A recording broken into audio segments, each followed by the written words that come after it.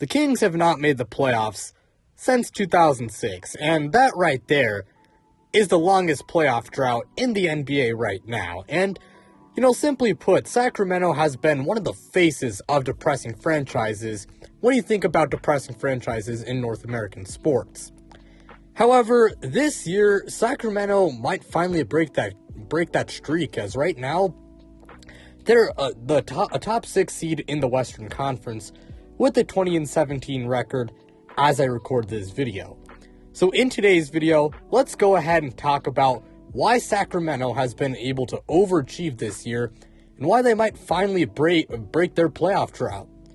Now, real quick, before we do get started, hit that like button if you guys end up enjoying it, since it really helps out the channel. And subscribe if you guys are new and you guys enjoy this type of content, so you don't miss out on any new videos like this. But without further ado, let's go ahead and get this video started. Now, the two stars of this team are obviously De'Aaron Fox and Domantas Sabonis. Both of these guys have been having career seasons, and right now, they're playing some of the best basketball of their careers. And both of these guys are also really hot all-star candidates, and simply put, both De'Aaron Fox and Domantas Sabonis have been extremely good. Let's start out with De'Aaron Fox. Now, De'Aaron Fox in 2022 had a down season when you compare to how he played in 2021, but this year, he's been excellent. Of course, he's one of the fastest players in the NBA, and as a result, he's one of the best slashers in the league. And the Kings, they're actually leaning into his strengths this year, as they have a really fast-paced offense, being 4th in pace. And, when you have a fast guard like De'Aaron Fox, of course you want to have a high pace and, get out on the break a lot. But the Sacramento Kings, one of the reasons why they weren't very good over the past few seasons is, well, for some reason, they just weren't really leaning into his strengths, and they ran a slow-paced offense, even though, as I said before, the guy is one of the fastest players in the NBA. But, yeah, Sacramento, they've corrected themselves this year, and it's obviously been paying off, because De'Aaron Fox, he's been putting up really good numbers of 23 points per game, 6 assists per game, and 5 rebounds per game on 50, 34, 79 splits, playing like an all-star. And of course, they're obviously winning a lot more games compared to how many games they're winning in the previous seasons. Now, as for Domantas Sabonis,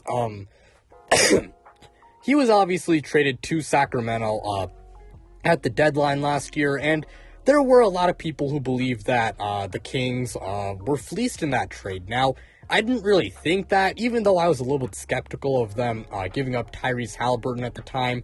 I didn't think it was really a horrible trade, and Domantas Sabonis, he's been having a career season. The Sacramento Kings, they've also been playing into his strengths as a player.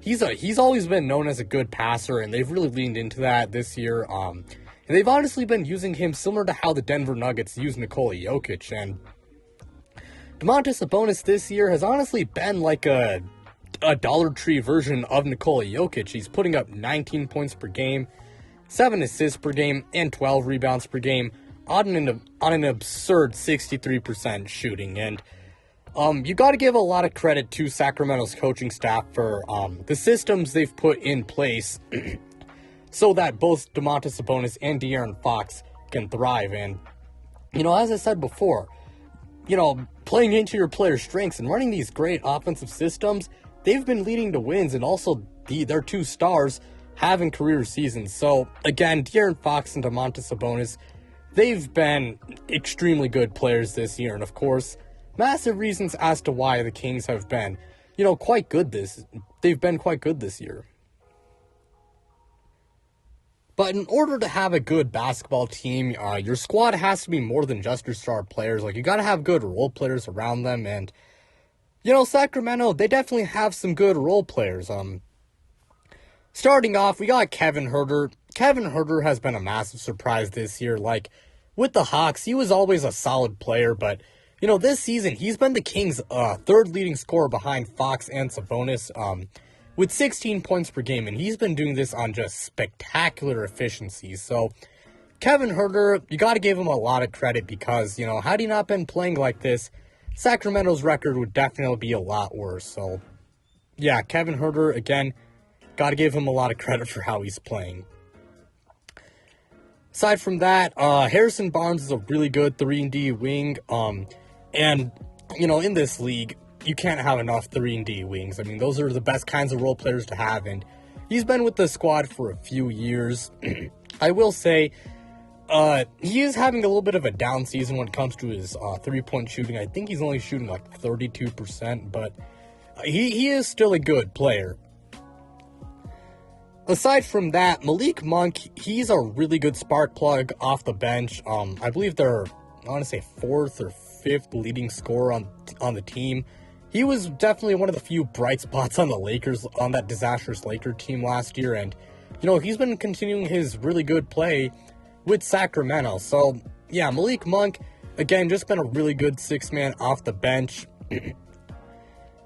Then we got the rookie Keegan Murray, who they selected with the top 5 pick in this past year's NBA draft. And I gotta say, I really thought he was disrespected coming out of Iowa. Like, people were talking about Chet Holmgren, Jabari Smith, Paolo, Jaden Ivey.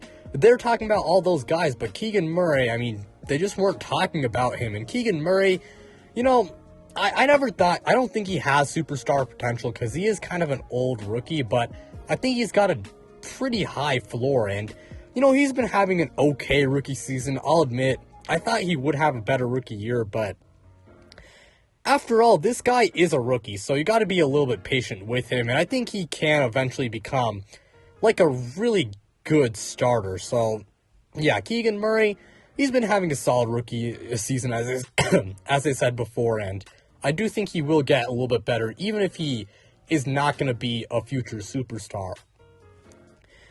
And to wrap this segment up, Davion Mitchell, he's been okay, and Terrence Davis, he's been another good spark plug. But that's pretty much all I got to say about the role players.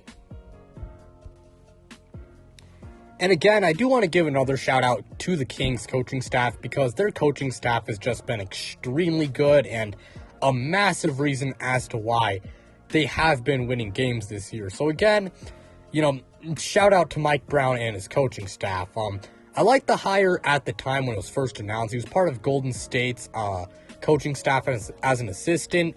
And, he's been proving me right. The guy has been a really solid coach. And, his coaching, it was a big reason why I thought Sacramento was going to be all right this season. I had them as a play-in team, but, they're right now not even the play-in. They're a solid playoff team. But, yeah, as for some complaints I do have with this Kings team, for starters, their defense still is not good, which sucks to see. I really want to see them have a good defense, because if they can nail down their defense, they're going to be an even better team. And I believe Mike Brown was like a big reason why the Warriors defense was so good for all those years. So kind of disappointing to see their defense still suck, but maybe one day it does improve. Along with that, I do think they could use some help when it comes to a backup big man, because outside of Sabonis, I don't love their bigs. Richaun Holmes, speaking of him, I mean, what the hell happened to the guy? He was really good for them, but after 2021, it just seems like he's been on the downswing, and he just has not been very good for them this year. So maybe he does revive his career on Sacramento, but again, they could use some help when it comes to a backup big. Along with that, they could also use some better wing depth. I feel like outside of Harrison Barnes and Keegan Murray, I don't love their wings. However, they could, always improve at the trade deadline. As for my thoughts on how good Sacramento is as a team, I think they're a good team, obviously. I think they should be like in the playoff to, play-in range. I think they're going to be a play-in team at the bare minimum. However, I don't really view them as a title contender. I think they, at best, they'll be like a second-round exit or like maybe a conference finals team at best if they can make a real Cinderella run.